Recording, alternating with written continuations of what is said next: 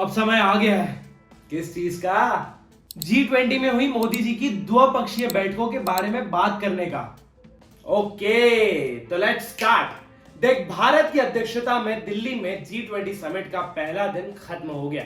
G20 summit में प्रधानमंत्री नरेंद्र मोदी का शेड्यूल बहुत टाइट रहा है। समिट से इतर पीएम ने 16 देशों के राष्ट्राध्यक्षों के साथ द्विपक्षीय बैठकें की, जो कि मैंने पिछले वीडियो में भी बताया था। पीएम मोदी ने पहले अमेरिका के राष्ट्रपति जो बाइडेन, बांग्लादेश की प्रधानमंत्री शेख हसीना और मॉरिशस के प्रधानमंत्री प्रविंद जुगनौथ के साथ द्विपक्षीय बैठकें की। इसके साथ शनिवार को ब्रिटेन, जापान, जर्मनी, इटली से द्विपक्षीय वार्ता हुई। 10 सितंबर यानी रविवार को पीएम मोदी की कनाडा, तुर्की, यूएई और दक्षिण कोरिया से द्विपक्षीय बैठकें हुई, जबकि सऊदी अरब के क्राउन प्रिंस मोहम्मद बिन सलमान ने नरेंद्र मोदी के साथ द्विपक्षीय बैठक की। G20 समिट खत्म होने के एक दिन बाद। अमेरिका हर चीज में आगे रहता है। बाय द वे, अमेरिका से क्या बात हुई? भारत अमेरिका के बीच हुई बैठक के बारे में बात करें तो अमेरिका राष्ट्रपति जो बाइडेन और पीएम मोदी के बीच रक्षा और सहयोग को लेकर अहम बात हुई। दोनों नेता इस बात पर फोकस थे कि भारत और अमेरिका के रिश्ते और मजबूत किए जाए। जो बाइडेन ने अमेरिका से 31 ड्रोन खरीदने के लिए भारत के रक्षा मंत्रालय से अनुरोध पत्र जारी करने का स्वागत भी किया। मोदी बाइडेन ने G20 के प्रति कमिटमेंट दोहराया और विश्वास जताया कि समिट अपने उद्देश्यों में सफल होगा। मोदी बाइडेन दोनों ने कहा कि उनकी सरकारें इंडो यूएस स्ट्रेटेजिक पार्टनरशिप पर काम करती रहेगी। साथ ही दोनों ने स्वतंत्र, खुले, समावेशी और लचीले इंडो पैसिफिक का समर्थन करने में क्वाड की अहमियत बताई।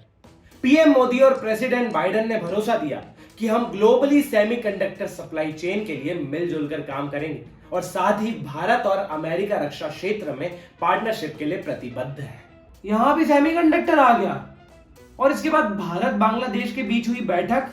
प्रधानमंत्री नरेंद्र मोदी और बांग्लादेश की प्रधानमंत्री शेख हसीना के बीच राजनीतिक और सुरक्षा सहयोग, सीमा प्रबंधन, व्यापार और कनेक्टिविटी, जल संसाधन, बिजली और ऊर्जा विकास सहयोग सहित दोनों देशों के बीच द्विपक्षीय सहयोग बढ़ाने को लेकर चर्चा और साथ ही क्षेत्र के वर्तमान विकास और बहुपक्षीय मंचों पर दोनों देशों के मध्य सहयोग को लेकर भी चर्चा की गई।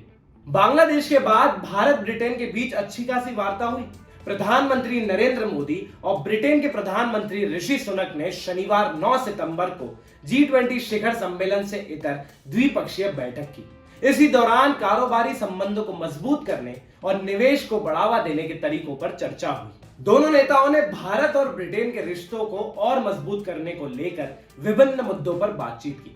बैठक के दौरान कारोबारी संबंधों को मजबूत करने और निवेश को बढ़ावा देने के तरीकों पर चर्चा हुई। प्रधानमंत्री मोदी ने G20 शिखर सम्मेलन से इतर अपने जापानी समकक्ष फूमियो किशिदा के साथ भी द्विपक्षीय बैठक की।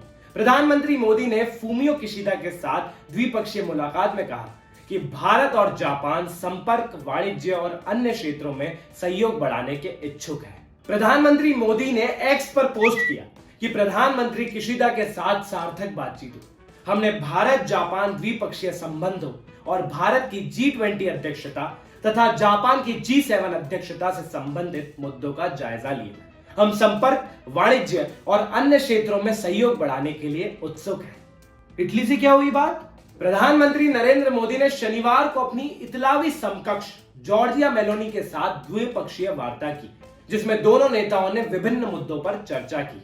मोदी ने एक्स पर पोस्ट कर कहा, प्रधानमंत्री जॉर्जिया मेलोनी के साथ मेरी मुलाकात बहुत अच्छी रही।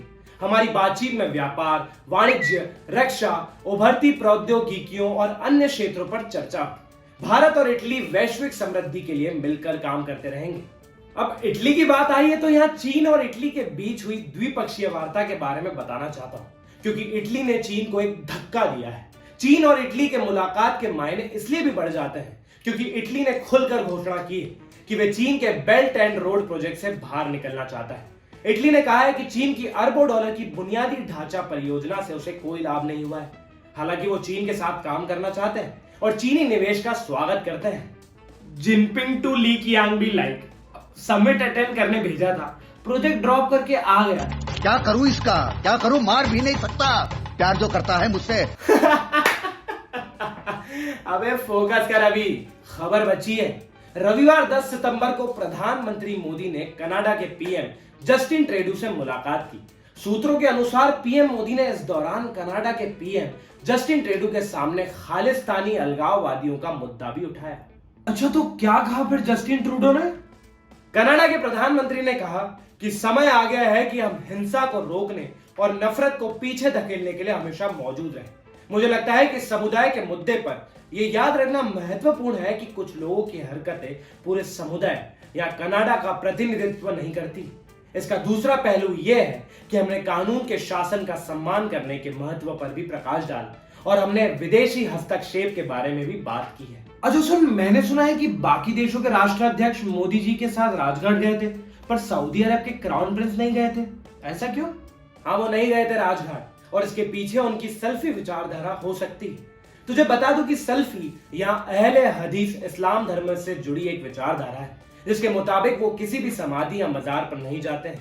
इसके अलावा अगर सऊदी अरब और भारत के बीच द्विपक्षीय वार्ता की बात करें तो सऊदी अरब के क्राउन प्रिंस मोहम्मद बिन सलमान G20 शिखर सम्मेलन के खत्म होने के एक दिन बाद भी रुके रहे।